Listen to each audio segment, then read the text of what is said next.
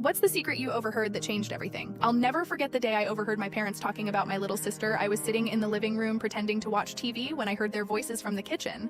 At first, it just sounded like an ordinary conversation, but then my mom said something that made me stop. She was talking about how they'd been trying to figure out when to tell me. I didn't think much of it at first, but then my dad said, "Do you think it's the right time to tell her? She's so young and we don't want to confuse her." I felt my stomach drop. Then my mom said, "We need to tell her soon. We're not keeping it a secret forever." That's when I realized they were talking about something important. My dad replied, "We're going to adopt her, aren't we? It's the right thing to do." My heart pounded. I didn't know what to think. My little sister, the one I'd always thought was my sister, wasn't really my sister. How had I never known they weren't talking about me? They were talking about her. I stood frozen for what felt like forever, trying to process what I just heard later.